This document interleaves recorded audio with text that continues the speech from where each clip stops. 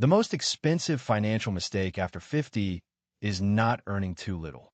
It is spending the next decade living as if you still have unlimited time to fix everything later. That is where the damage starts.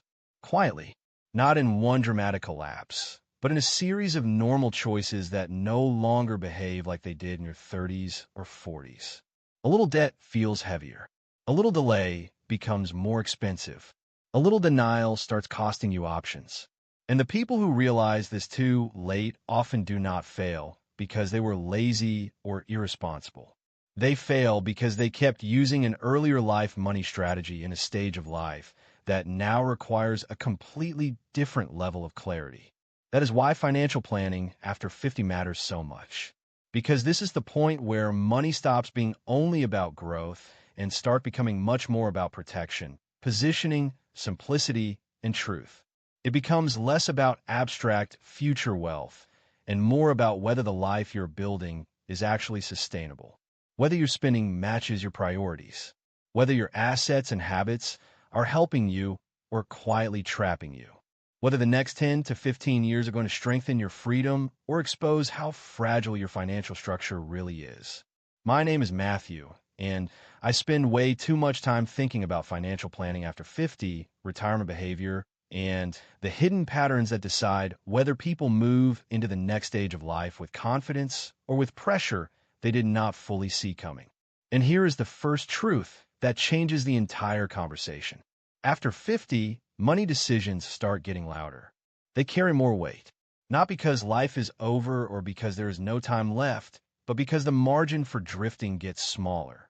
There are fewer years for a bad plan to hide inside, fewer years for compounding to rescue inconsistent behavior, fewer years to pretend that expensive habits, vague retirement goals, and unexamined debt will somehow sort themselves out. This does not mean panic. It means precision. It means after 50, what matters most is not doing everything.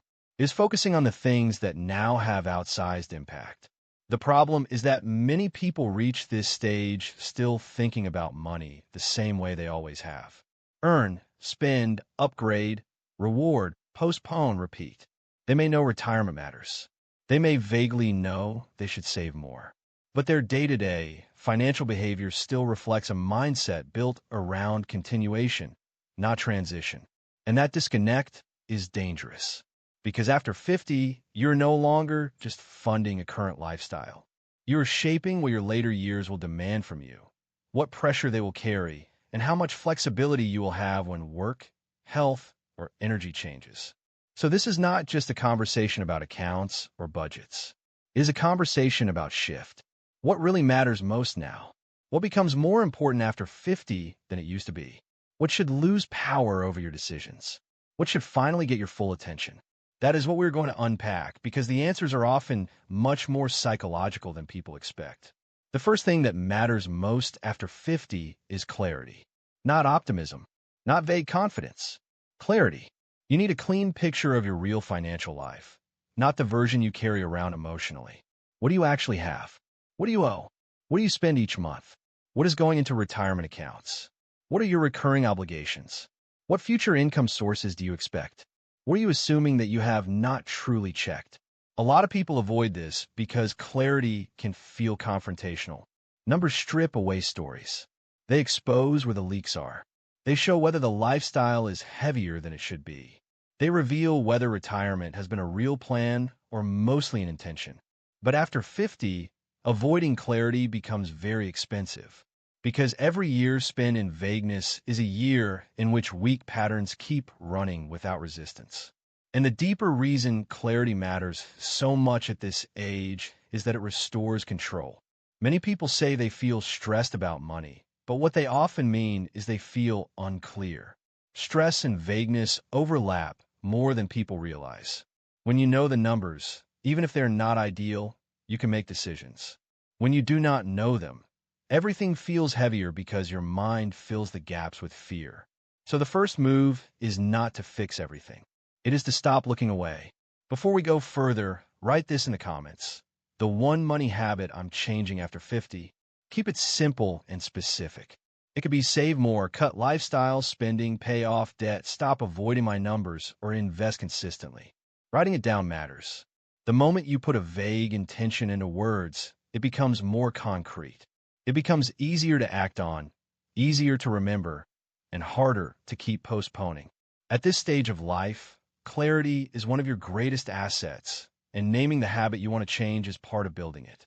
The second thing that matters most after 50 is cash flow. People love talking about net worth, but after 50, day-to-day cash flow becomes incredibly important.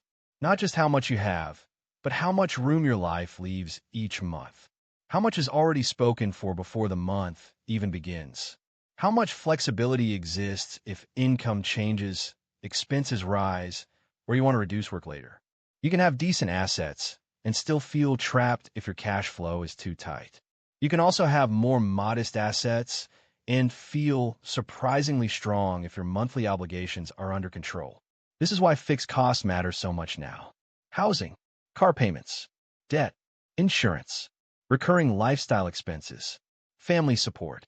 All of these shape how much freedom your money actually has.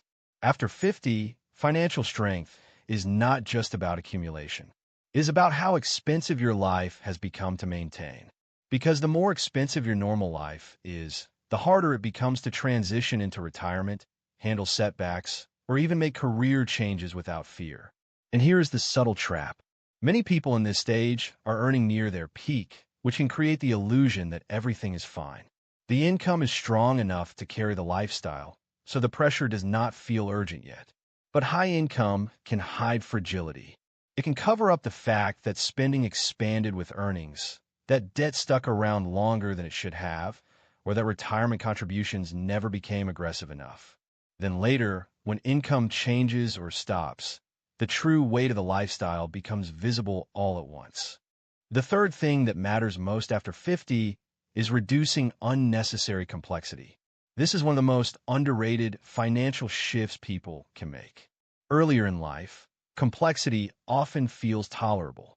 Multiple accounts, scattered subscriptions, old policies, random investments, unclear debt structures, half-used financial products, payment plans, a home that demands too much maintenance, a lifestyle filled with things that all require attention.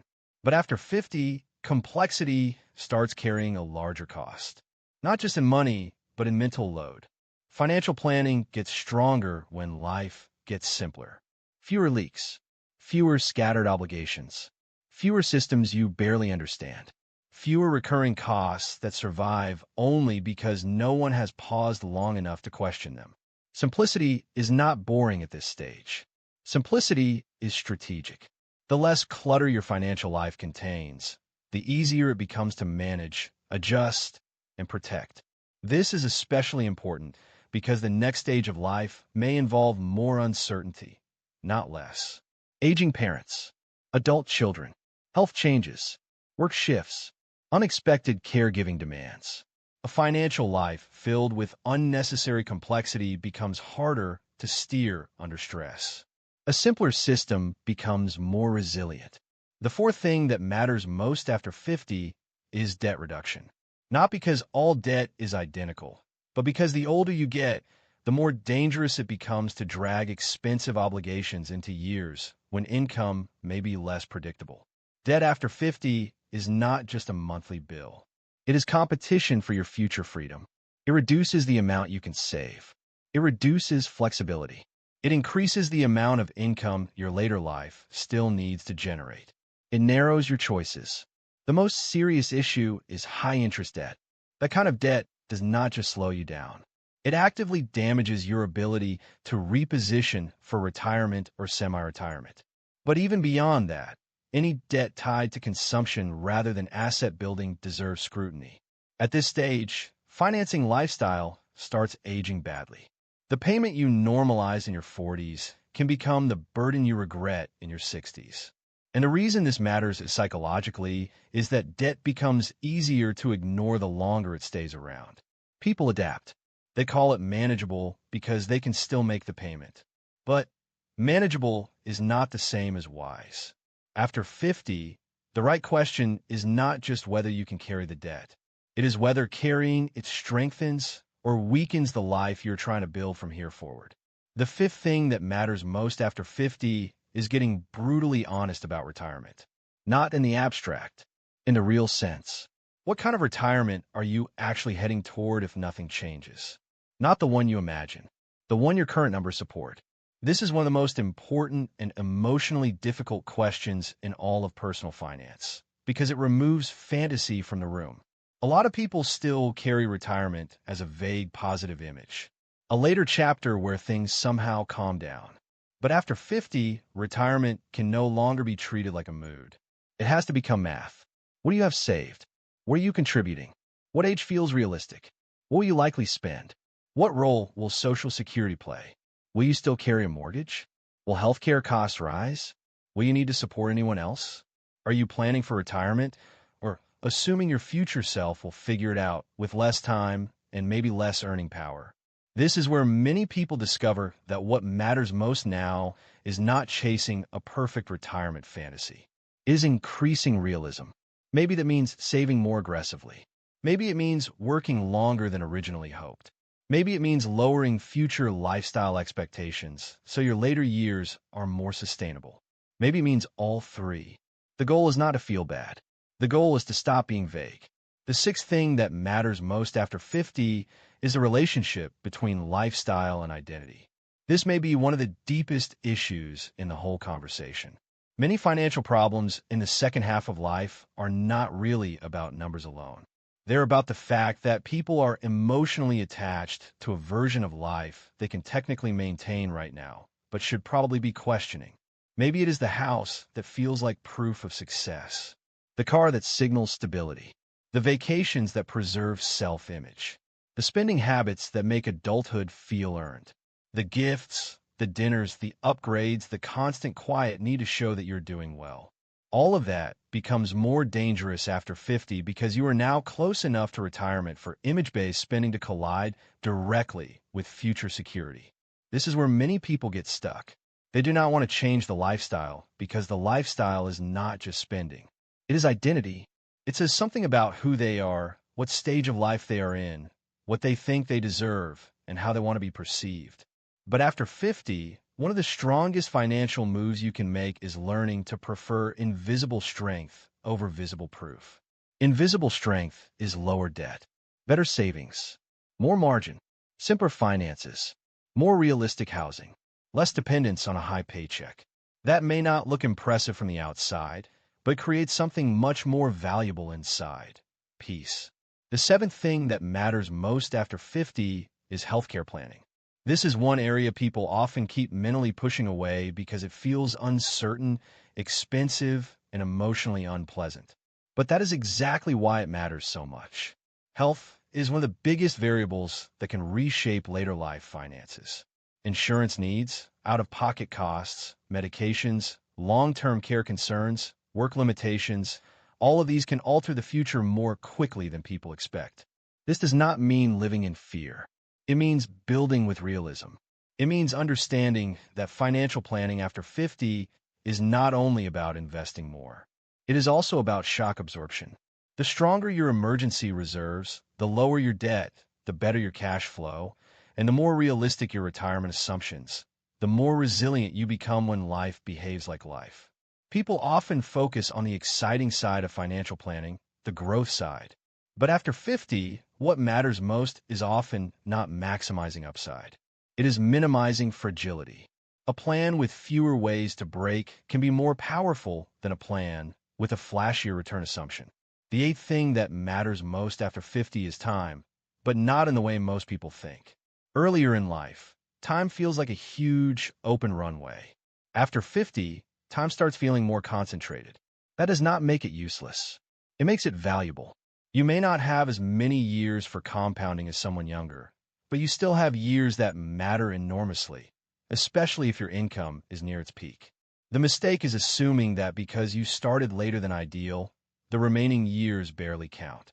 That is not true. What matters now is using time intentionally. Raises matter more. Catch-up contributions matter more. Debt reduction matters more. Avoiding costly mistakes matters more. Every year of clear, focused planning can change the direction of your later life more than you may think. But only if you stop treating these years casually.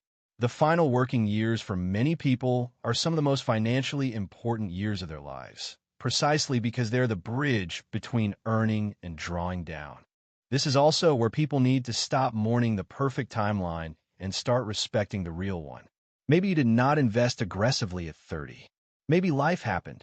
Maybe you got distracted, overwhelmed, misled, or simply took too long to focus. That matters, but it is not the only thing that matters. What matters now is not your ideal past. It is your actual next move. If this is helping you see the next stage of money more clearly, subscribe here. It helps keep this kind of grounded, useful finance content going, and it helps more people discover ideas that can genuinely improve their financial lives before another year slips by unnoticed. The ninth thing that matters most after 50 is estate and organization basics. This may not sound exciting, but this is where a lot of unnecessary chaos gets prevented. Beneficiaries, wills, account access, insurance details, important documents, the ability for the right people to understand what exists and what happens if something changes. A financially strong life can still become a logistical mess if no one knows where anything is or what the structure actually looks like. This matters because after 50, planning is no longer only about growth. It is about order. Financial maturity includes making sure your systems are not just good for you while everything is fine, but usable if life becomes complicated. A disorganized financial life creates stress not only for you, but potentially for the people around you later. Clarity here is a form of care. The 10th thing that matters most after 50 is flexibility. This is the trait that ties everything together. A financially healthy second half of life is not built solely on a number. It is built on adaptability. Can you reduce spending if needed? Can you work longer if needed? Can you change jobs without destroying your life? Can you handle a health surprise, a family demand, or an economic downturn without panicking? Can you rethink the old retirement script if the new one works better? Can you make decisions based on reality instead of pride? Flexibility is powerful because it protects you from all or nothing thinking.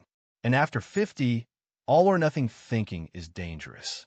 People think if they cannot retire exactly when planned, everything is ruined. If they are behind, there's no point.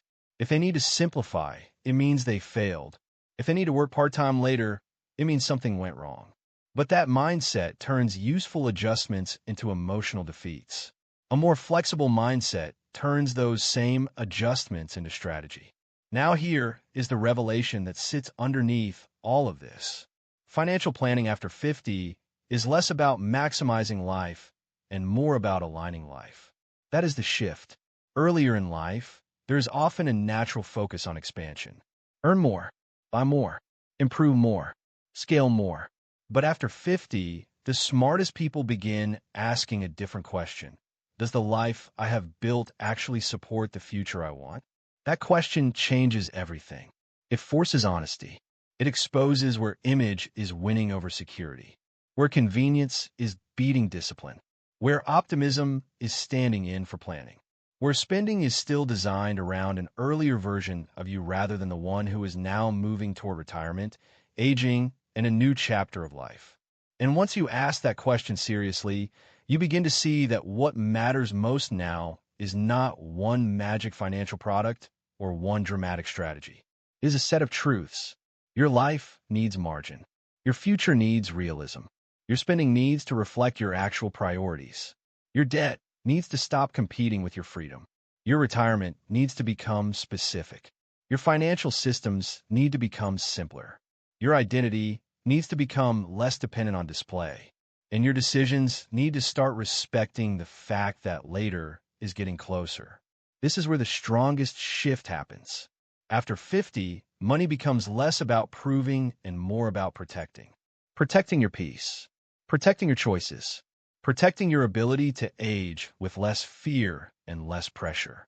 Protecting the people who may depend on you. Protecting yourself from the consequences of drift. That kind of planning may not feel glamorous, but it is deeply powerful because it creates something many people spend their whole lives chasing without naming properly: steadiness. And steadiness is underrated.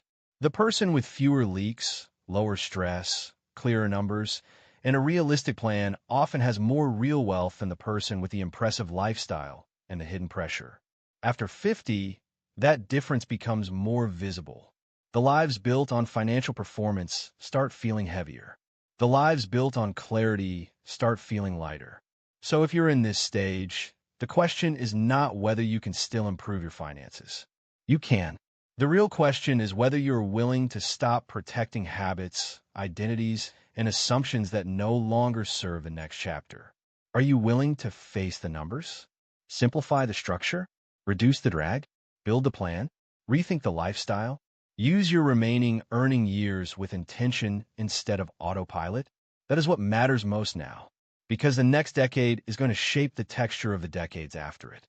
Not perfectly, but meaningfully. And while you may not control every future variable, you absolutely control whether you keep drifting or start aligning. That choice is still yours. That leverage still exists. And for many people, recognizing that is the moment financial planning finally becomes real. If this gave you a clearer picture of what matters after 50, subscribe, keep learning about money and long-term financial growth with the channel, and share this with someone who is in the second half of life and knows deep down that their finances need more clarity than comfort right now.